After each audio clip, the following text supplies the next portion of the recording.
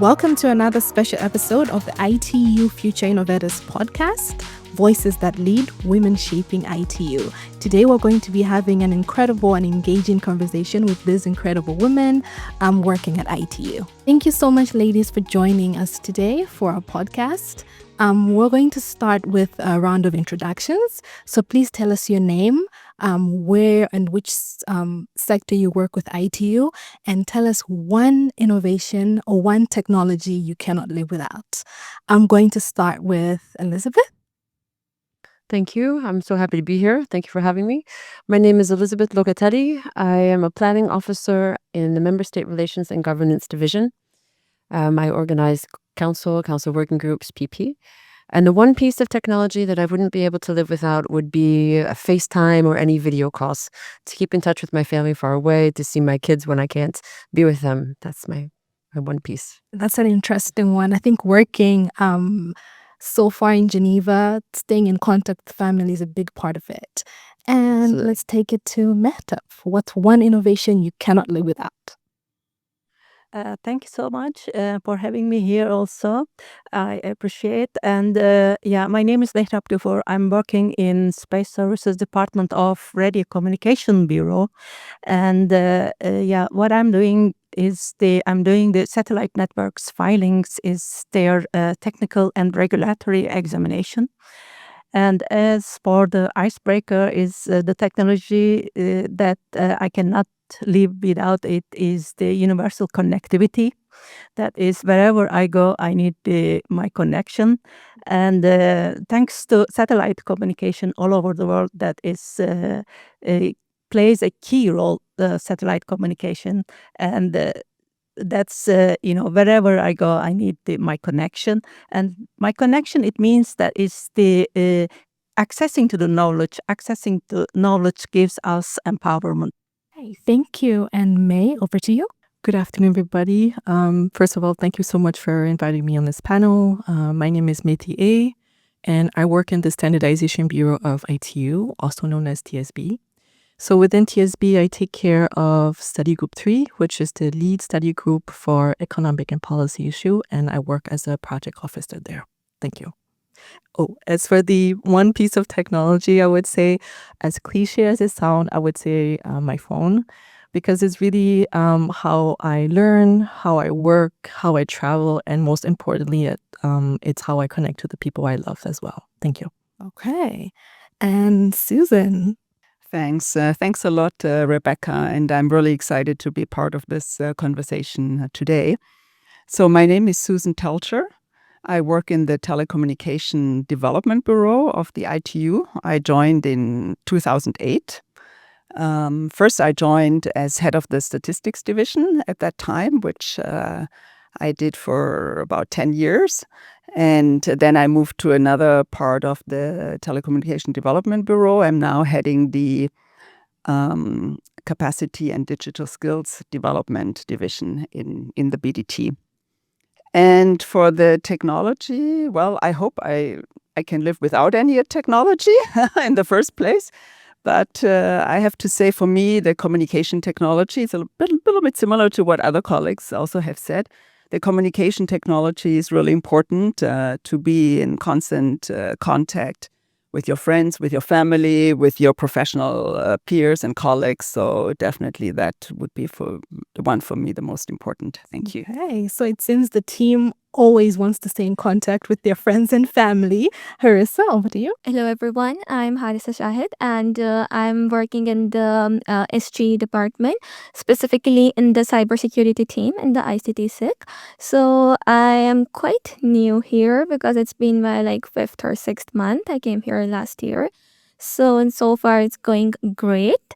The one piece of technology I cannot live without is obviously communication. And if I be very specific, it is WhatsApp, because we communicate, even if you are not even if you don't have the regular connectivity or the SIM cards, you can call your family or friends.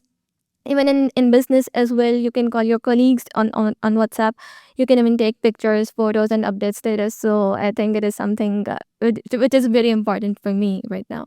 So Okay, thank you, Harissa. We have a socialite among us. On my end, I think one piece of technology I cannot live without is stable internet. I think maybe because I'm coming from the submarine cables background, but slagging and slow internet annoys me a little bit. Elizabeth, for our next conversation, can you recall a moment in ITU where you realize your voice has influence? Thank you for the question, Rebecca. When I started ITU, I didn't have a background in technology. So I felt very much like I didn't belong, like I was an imposter, a fish out of water. And quite quickly, I realized that my role was less the technology and more the organization, and that I had a background in.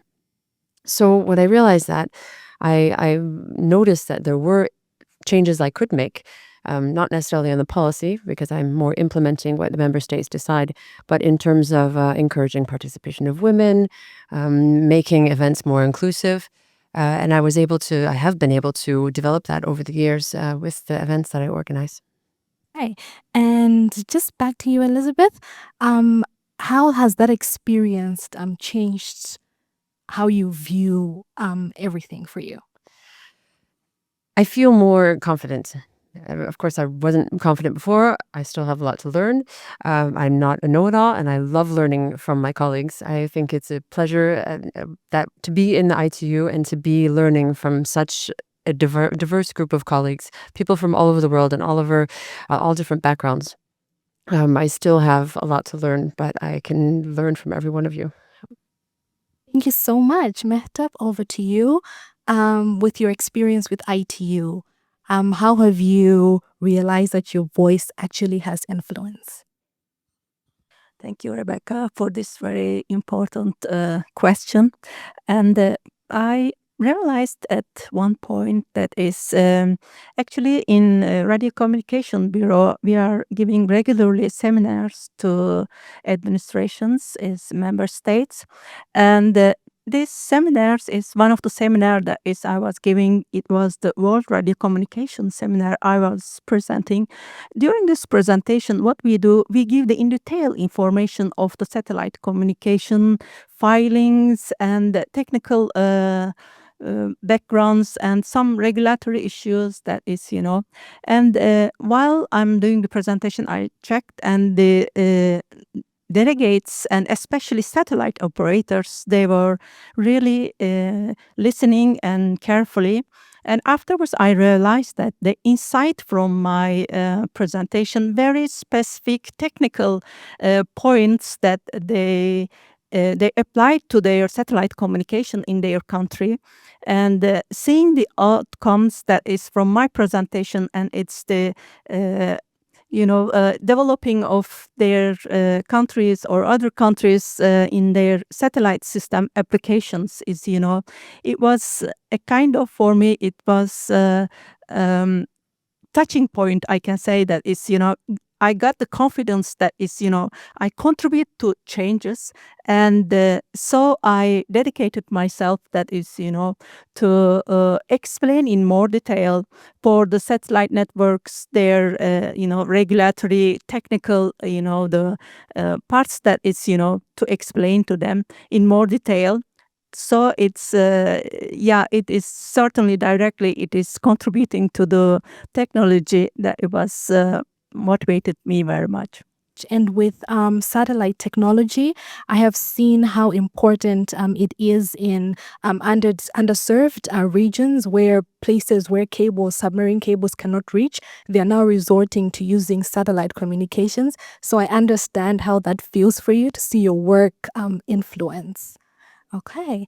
May, over to you. Can you recall a moment in ITU where you realized that your work actually has influence to change? Thank you, Rebecca. Yes. So I don't think I can find a single moment. I think for me, it happened over time. It's also a work in progress. But I remember when I first started working at ITU, I was in my mid-20s, and like Elizabeth, I also I was afraid to speak out during meetings. So during meetings, whether it's with colleagues, so with other ITU staff, or externally with our members and our delegates. So I was a little bit reluctant to speak out. And one of the reasons was that I was surrounded by such experienced people, and if you look around the room, there were some people that have been coming to ITU, that have been attending ITU meetings long before you were born. So having that fact in mind, of course, it was justified that I was a bit afraid. And then but what I try to do, and I still do today, is to really, similar to what Metab said, is to really focus on what I bring to the table. What value can I add? How can I contribute to the discussion? How can I contribute to the problem that they're trying to solve? And once I try to really shift my focus to that, I wasn't worried about how it would appear or how it would sound like. And I think that's when I really truly found my voice, and that has helped. It's still a work in progress. Like I said, it's still hard to speak out during meetings, but I think it's gotten better ever since I joined ITU. So, yeah. Okay, thank you. It's the small voices that bring the big change. Okay, Susan, over to you with your experience from the statistics to capacity development to the digital skills. Do you recall a moment? I'm sure there are so many, but maybe one where you realize your voice could influence change. Yes. Yes, absolutely. Well, I've been at ITU, as I mentioned, since 2008, and before I worked in the UN Secretariat, so my whole career was in the UN. But I will now refer to the period I've worked here, which is quite long also compared to some other colleagues. But what I wanted to say is when I joined ITU, I already joined at a more senior position, so I don't have the same experience maybe as some others. So in that position, you also have a better chance that your voice is being heard. So I just put that a little bit at the beginning. But it started at the very beginning when I joined the organization as the head of statistics, because one of my first tasks was to develop a new strategy for the work program that we do in the team and in the division. And so I worked on that with my colleagues, and we prepared, where do we want to go in the future? We did a little SWOT analysis. What are the challenges? Where do we want to go in the future? And then I presented this to the management of the BDT. And I explained to them where we want to go, what we need, because we were asking also for additional resources and so on and so forth. And it was received very positively. So that was very early on when I joined the organization. There was good feedback from the management. It was very supportive, even including getting additional resources. So this was early on in my time here at ITU, but it really set also the stage, because throughout the years I've been here, and I encourage you, May, to speak up. Don't be shy, because if you have good ideas and if you present something in a good way, you will be heard. And for me, it was a very positive experience that also then resulted in, of course, us implementing the work successfully. Hey, thank you very much. And Harissa, how would you tackle that? Okay, so for me, it's a bit complicated. It's something which I'm still learning. It's like, as May said, it's a work in progress especially for young people like me who are very early in their career.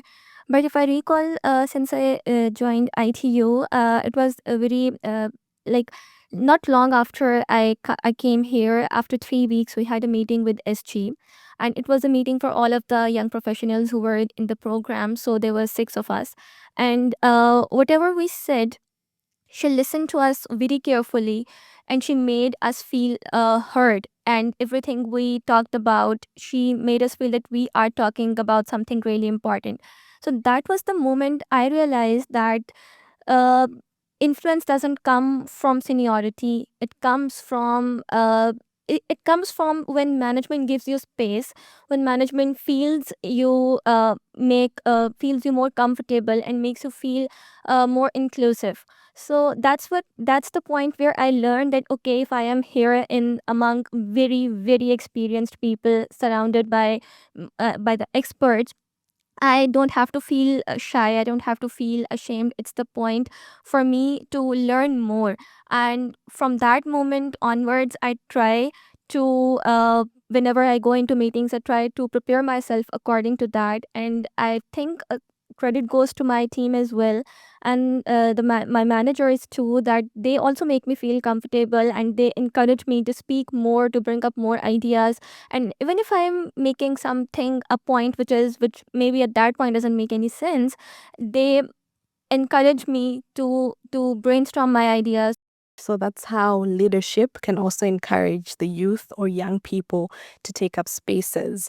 I think I will start with Harissa as well for the next one, because you talked a little bit about leadership, a little bit about guidance. Looking back, what forms of support, mentorship, networks, advocacy, or even someone or people that have been behind you that have actually shaped and helped you grow or reach where you are professionally? There are two people in my life which are really important right now who has shaped me professionally. So since my childhood, my mother was my major source of inspiration and the person who constantly pushed me, who constantly supported not only me, all my sisters, because we didn't have any brother.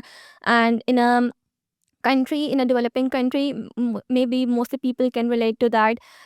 Being all the sisters and being a girl is not something which is really encouraging, so you face so many challenges, and raising five girls all along, like, it is something really difficult. And my mother did a really great job. My father also supported us, but I think that the thing which my mother put inside of all of us was confidence and the resilience I learned from her. But later on, when I came into university, my best friend, he supported me really really well. And the reason I am mentioning him is that it's not only women who always support women. Men can also play a really big part in shaping the lives, or in bringing the change in the society, by supporting the girls around them, even if they could be their friends, they could be their sisters, their daughters. But men can do a great play a great role in shaping the lives of women. So yeah. Okay, thank you, Harissa. I think, Susan, I'll go to you next. As you currently serve as head, capacity and digital skills development division, growing up, looking back at your professional career, what forms of support would you say really shaped you to become the person you are today? Yeah, thanks a lot, Rebecca. So for me, it's really the female role model that I would like to emphasize in terms of shaping my own professional and, well, I guess personal life, because the two go together. As you grow professionally or as you grow personally, it also reinforces the other side. So for me, it goes all the way back to my academic studies. So it was even before joining my professional career at the UN. And so the first female role model that I experienced was at the university. It was my PhD advisor. She was a brilliant, very dynamic, very young professor. And she was extremely competent, extremely supportive to the work I was doing. So it gave me a lot of confidence, which I had not experienced from other role models before. I was very much impressed with this, and it has really influenced a lot in terms of my self-confidence. I've learned a lot also in terms of skills, but especially in moving forward with the things I was interested in doing and proceeding in my professional career. So female role model is something very important, but I also wanted to come back to the other peers, because you mentioned also friends can be important. And I think also peer networks can be very important in your professional life. So if you find people you trust, in your work environment, you discuss with them your ideas and you get support if you have problems. So this is also a very important support other than the mentoring or the role models that you have. And later in my professional career, I was also lucky to work with some extraordinary women who also for me were very important role models throughout my career. So I would like to stress that. Thank you. Thank you for that. So peers, the friends we keep, play a big part in who we become. And I like the academic supervisor as well, because it starts from way before you start working. Someone was there to shape you when you were still in school. Okay, May, I'll take it over to you. Looking back, what forms of support, either advocacy, networking, mentorship, or people just in general, would you say really shaped you to become who you are now professionally? Thank you, Rebecca. Yes, I think you've said it correctly. Support comes in various shapes and forms, and I think, as discussed by my previous colleagues, it's really the friends you keep, the colleagues you keep. But what I would like to focus on for me personally is the relationships I've built at work, because they've been quite important to me. So the first relationship that comes to mind is the relationship I have with my boss. He's been a great mentor, so shout out to him. He's been very present and supportive whenever you needed him, but he also gives you the time and the space to figure things out for yourself. I think these are two equally important aspects of a mentor. And to have somebody in your corner, to have somebody that believes that you can deliver is highly important. The second relationship that comes to mind is the relationship I have with delegates. So with our members, members are who we serve, delegates are who we work with day in and day out. During busy conference times, during busy periods at meetings. So this is who you're in the trenches with. And then so what I found over time is that if you put in the work, if you put in the time, you build this credibility, this reputation that nobody can touch because it's created by you. And I think having these delegates who are in leadership position as chairs or rapporteurs, and to have them support you and them knowing that I support them as well, it's truly invaluable. So I would say, yeah, focus on the relationship you build at work because it's really important. Okay, thank you for that. Mehtap, I'll take it to you. Looking back, what forms of support mattered most while shaping you? Thank you for this question. Yeah, it's and I was really lucky in my work environment that is in ITU.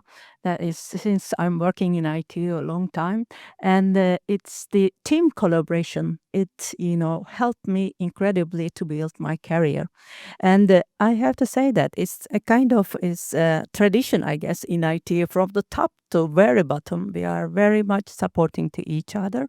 And I really, supported by my director also, and my chief, my supervisor, and my colleagues also. This, it gives you confidence.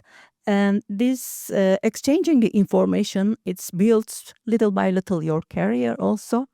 And also is the like you said, that is the with the delegates is because we are serving and we are working a kind of is with member states and delegates, and our interaction with them is very much important while I'm discussing and while I'm giving the technical assistance to them for their the satellite network for any issues.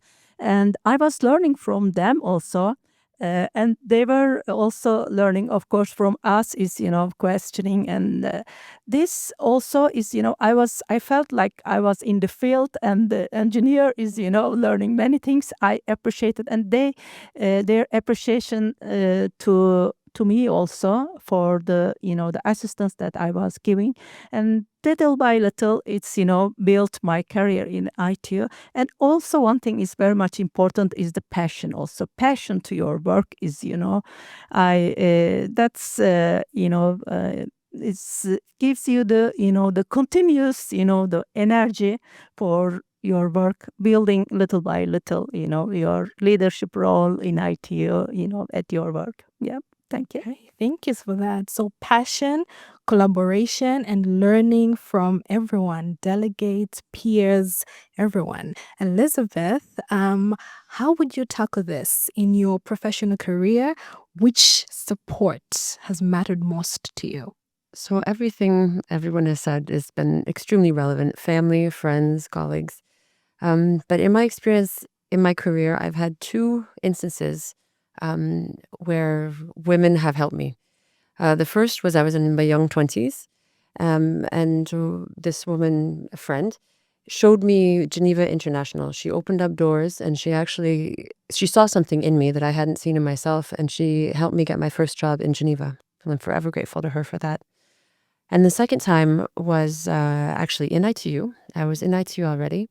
And I worked on a conference with a woman in another division. And after that, she said, "I want you on my team." And she, I wouldn't say poached, headhunted. She made it possible so that I was able to move to her team. And it was actually a career move up for me as well. And I'm forever grateful to both of them because it was really, it's women helping other women women who are already higher up on the professional ladder, looking back and saying, "Hey, I'm helping you up." And I think that's super important. Another point, I recently, well, a few years ago, I participated in the Emerge program. I don't know if you're aware about that. It's ITU and 12 or 13 other UN organizations. It's for mid-level women in their careers. And it's an excellent networking opportunity. There's a whole year-long program. You learn networking, presentation, job skills, how to improve yourself, self-awareness, colleague relationship building. And that was extremely helpful too. Thank you very much for that. So, the power of networking, I think we always downplay the power of networking, but it does sometimes get you in rooms and in spaces where you didn't think you would be. Okay, so the next part, I think, Susan, I'll come back to you. How does your work with the ITU Academy and the Digital Transformation Center initiative contribute to ITU's mission on digital transformation? Okay, thanks a lot for the question, Rebecca. So let's put it this way. Digital transformation requires a digitally competent society and workforce. I think it's as simple as that. When we talk about the incredible changes that we are now experiencing in terms of the technology evolution, there's a constant need for skilling, for reskilling, for training, for building capacities. There's a huge demand from our membership and others to be skilled and to be trained when it comes to digital transformation. So I'm lucky I'm working in a field that is very rewarding because of the huge demand for capacity development and training, and because you see also directly the impact of the work that you do. So, for example, you mentioned ITU Academy. This is the main ITU training and learning platform that we have. It has grown incredibly over the past few years, from less than 10,000 users maybe 6-7 years ago to more than 100,000 we have now. We offer more than 130 courses every year on the ITU Academy platform. It's for all of ITU, it's for all our member states and for all the governments.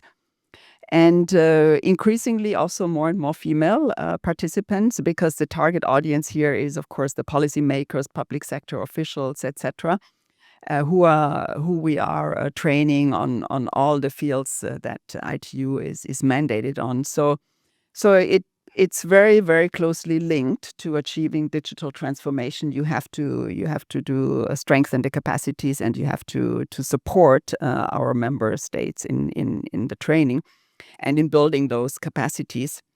But then there's also this other work program on the Digital Transformation Center initiative.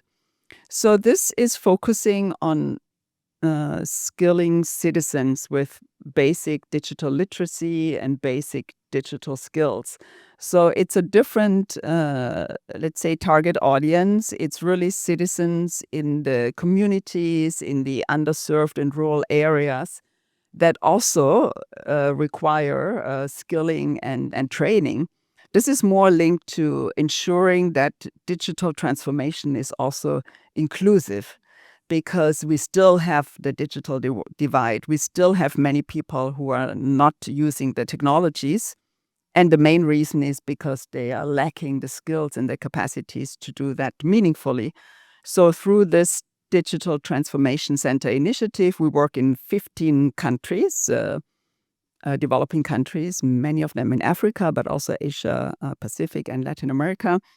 And through this program, we go to the communities and offer training to citizens. This is all in-person training. This is not online training, so it's also requires a lot of effort. But we have local counterparts in the countries who actually have all the established infrastructure to deliver this in the communities.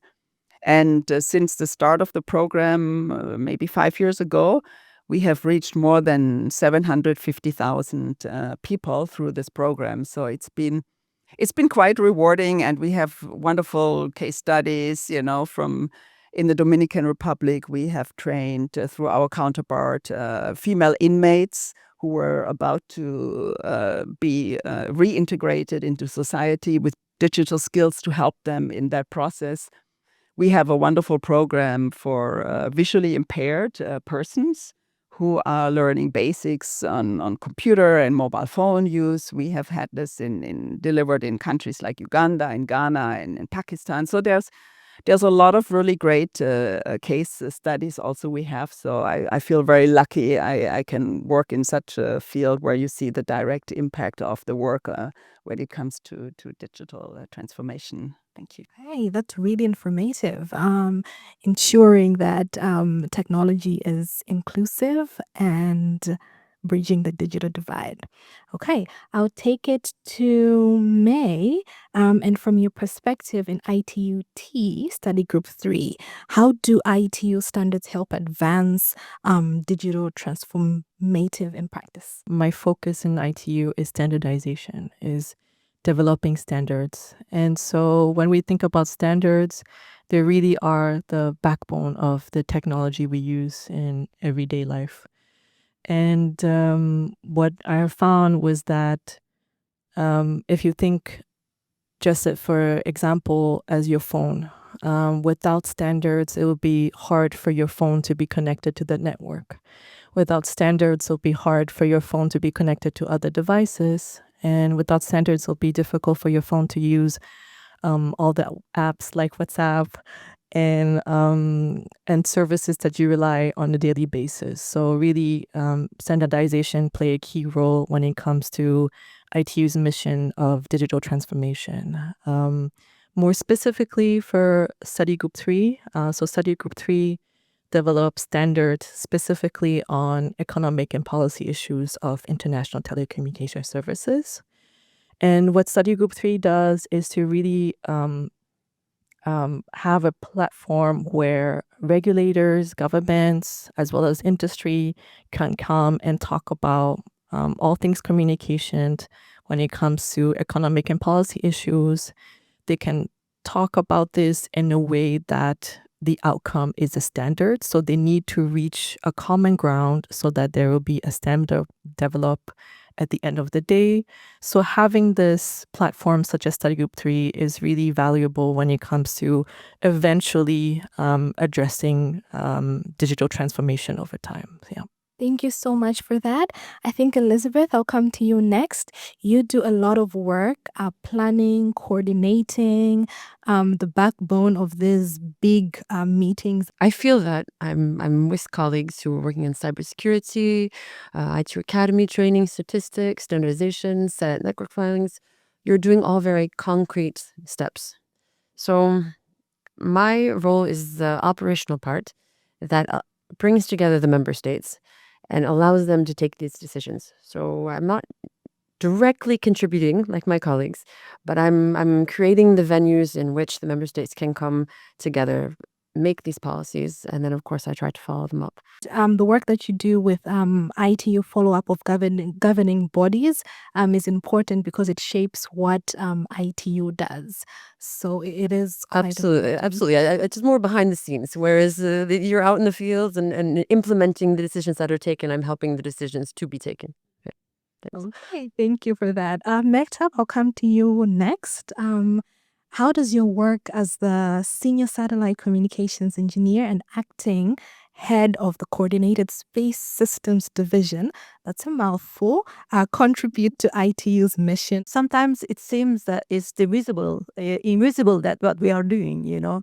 What I'm doing is, you know, the satellite networks is, you know, their frequencies is, you know, the registration and the orbit associated their orbit is, you know, the recording. This might not be seem that is directly linked to the digital transformation journey of ITU. However, it's not like this. It's, you know, it's our recordings, those frequency assignments and orbits is, you know, it gives credibility for the satellite communication to invest. Satellite operators and investors, governments, they invest huge amount of money to this technology. So it's, you know, the ITU is governmental body. It ensures that it's, you know, the, for example, interference-free environment, and so is the investment is possible. They see the, you know, the future in this environment. As you know, that is, you know, the satellite communication provides the broadband communication, and it is critical to the digital transformation. Okay, thank you for that. She's advocating for her work. So that's good. Okay, Harissa, how does strengthening ITU's cybersecurity posture contribute to its ability to lead global digital transformation? I am working in the cybersecurity team, and the cybersecurity team, we basically are working on the internal cybersecurity posture of ITU, and through dealing with the SOC and SOC monitoring, dealing with the incident handling, vulnerability management, and raising awareness among the staff. So, if we talk about the internal organizational cybersecurity, it may seem operational, but I believe that in the organizations like ITU, it is more strategic. And because ITU deals with the governments, with delegates, with the policymakers, with the stakeholders. So, to shape digital policy and to build up standards. So that process, in order to be that process to be really effective, it is really important for the institute to be more secure and more trustworthy, and that is what we are doing. We are protecting the staff, the delegates, and securing the communication, the sensitive communication, especially during the times of major conferences and multilateral negotiations. This is really important. So I believe that digital internal cybersecurity is not something separate from digital transformation. It is something which makes digital transformation more sustainable, more credible, and more trustworthy. Because ITO is one of the advocate for secure digital ecosystems globally. So in order to advocate for that, it is really important for that organization to implement those standards itself. So that is something we do, and I believe that my work, if not directly contributing to the digital transformation, it is something really amplifying that process. If we're not secure, then everything we're doing just comes to vain. Okay, so let's take it a little bit lighter. The next question is going to be, Elizabeth, if you could tell something to your younger self, what would it be? That's an interesting question. Probably a lot of things. Maybe don't give your mom so many gray hairs, because my children are now doing that to me too. No, joking aside, I would say to go for it, to trust in yourself, believe in yourself, and to Follow your heart, I suppose. Yeah. Follow your heart. Susan, I think you would take this next. If you could tell something to your little self, what would it be? Okay, that's quite some time ago. So it's when I joined the UN, it was around 30 years ago. So for me, it was like a dream come true, right? At that time, it was the best thing that happened to work in this wonderful organization. And I was extremely enthusiastic and extremely motivated to work first in the UN, then here later in ITU. And I think what I would say, and also looking at the younger colleagues around, and it's really wonderful to see. By the way, when I joined ITU in 2008, it looked also quite differently in terms of female delegates, female staff, age of delegates, etc. So we are really on a good track. I'm very happy to see this panel also. But for me, the message is also be engaged, speak up, present your work. Don't be shy. Don't hold back. If you have good ideas, you talk to your peers, you talk to your supervisor, and then you go for it. But you have to follow through. You demonstrate that you actually also can do good work and the results. I think maybe May mentioned something about delivering earlier, and I think it's really important. When you have a good idea, you go and you do it and you deliver, and people will recognize it and they will recognize your competence in the work. And I think that's very important. Thank you for that, Susan. Be engaged and speak up. Mehtab, if you could tell something to little Mehtab, what would it be? As a technical person, it's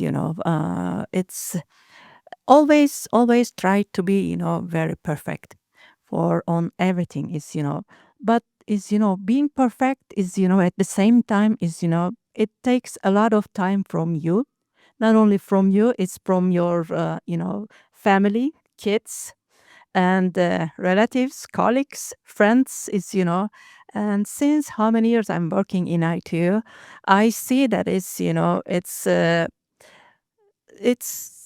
we need to balance, between is, work, the professionalism time, and also is private life is, and we shouldn't sacrifice from our kids, especially is, I love them is, but time flies, at the end it's, so it's and also is the little bit up I see that is you were already perfect and you were young blood and you were bringing is, many fresh ideas is, combination with the very experienced colleagues is, yeah, it's we need to balance, but I think, now is I see that. Okay, May, in one sentence, if you could tell something to your little self. So in one sentence, what I would tell myself is it's okay to be scared, but go for it, because really growth happens outside of your comfort zone. And I know you might be scared, but go for that competitive job, go for that project you're scared of you're scared of taking on. Just go for it and do it scared. So that's what I would tell my younger self. Thanks, Rebecca. Thank you. And Harissa, a little advice to your little self. I would like to say to my little self that well done, you're doing great. And the optimism and the belief you carry that everything's gonna work out somehow is not naive. It is your strength, and it is something you will look back in time in future and will say that okay, you did a great job. You'll be working at ITU. So yeah, and just a little advice I would like to give it that invest your time more in learning, in building up yourself, and as my colleague said that don't be shy, don't be shy, speak up even if it's a room where you are only girl and there are lots of men, even if it's a room where there are lots of experts and you don't know what to say, just try to speak up. Harissa and I are part of the YPP, the first cohort. So I think it's exciting to see ourselves here. So if I could tell something to my younger self is that just fly. You don't know where you'll go. Just spread your wings and fly. So let's have a little conversation on PP. I think I will start with Mehtav. Okay, so In your view, as we're looking forward to PP 2026, as a final reflection, what are your hopes for this PP in general? You know that is Plenipotentiary Conference is the highest body of International Telecommunication Union, and for the future policy is the telecommunication policy is. I hope that is a good decision that will be taken, but the most importantly, these decisions will be taken by lots of women delegates. I hope that is there will be increase in the participation of the women delegates.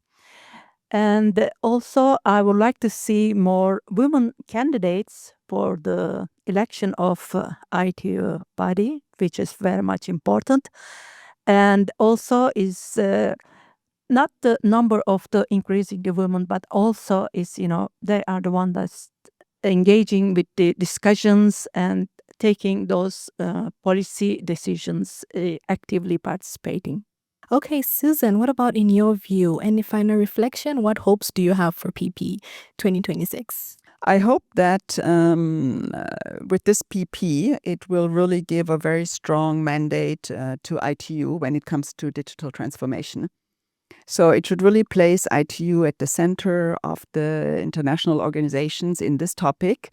We are not only the oldest UN agency, we have gone through all these technologies, and now we have to look forward to the new technologies that are coming, that are evolving, that are important, including AI, including space. I hope that this PP will strengthen ITU's role and mandate as the UN agency in this field. In terms of my own work area, I also hope that that as part of the digital transformation, we will get a strong mandate to make this an inclusive digital society and digital transformation, a strong mandate on this as well, inclusive and human-centered. And so, with so many female and young delegates attending, hopefully the orientation will be very much towards the future and what's coming next. Thank you. Okay, thank you for that. May, what are your hopes for PP 2026? Thank you, Rebecca. So within TSB, I also am the focal person for youth and gender. So I'm going to wear the hat a bit and for now for this answer. And so what I hope for the Plenipotentiary Conference is that the membership will respond to our call of action, which is that women participation is at least by 40% overall, and that there is at least one person in each of the delegation that is under 35 years old. So I hope that our members will respond to this call of action. And I take the opportunity to wish Elizabeth and her team all the best luck. I'm sure she'll have a lot of fun in Qatar, but a little good luck is always needed. So good luck, Elizabeth. Thank you. We're cheering for you, Elizabeth. So before I come to you, Harissa, what are you looking forward to? What are your hopes for PB 2026? Okay, so my hopes, because it will be my first PP, I'll be observing and seeing everything's happening.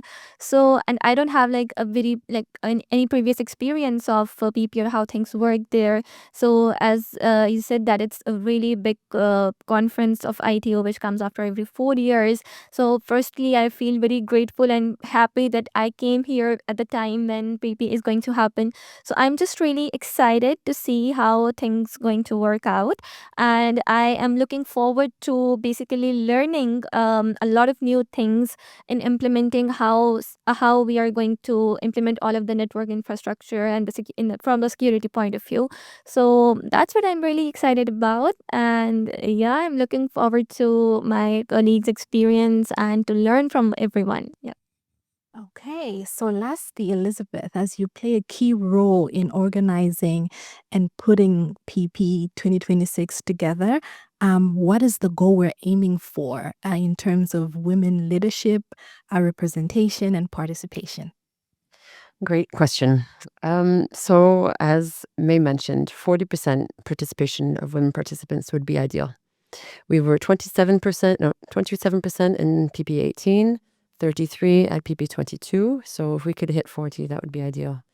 Another thing would be to have another women's program like we had last time, which was generally sponsored by Australia. There was an excellent training program, lots of build up. Over 100 women participated. We had a women's breakfast. It was really good to encourage that participation. On the work side, with the regional offices and the regional groups, regional preparatory meetings, we are working to ensure that there is good participation amongst the chairs and the vice chairs, because it is the leadership in the room. Of course, women participation is good, but we need to see them and we want to hear them as well. So if more women can be chairs, vice chairs of ad hoc groups, drafting groups of the committees, that would be good. Also to see the participation of women in the secretariat. So see women secretaries on the podium assisting the chairs. That would be ideal. On a personal note, I was pregnant at last PP, heavily pregnant. So I'm very excited to not be pregnant and to have more energy at this PP. We'll be expecting your 100%. Yeah, but it will be good. Obviously, the goal is to have a successful conference. As Susan said, to reinforce the mandate of ITU. The member states can give us the mandate to further the digital transformation. That would be ideal. Thank you. Hey, thank you so much. So we're aiming for that 40% and we're going to hit it. Okay. Thank you so much, ladies, for taking the time to have this conversation. Thank you so much for taking time off your busy schedules, from conversation about PP to conversations about satellites to conversation about study group 3, ITUT, and then digital transformation and capacity development and digital skills and cybersecurity. Thank you so much for very engaging and beautiful conversation. Thank you for the incredible work that you do for ITU. Thank you so much.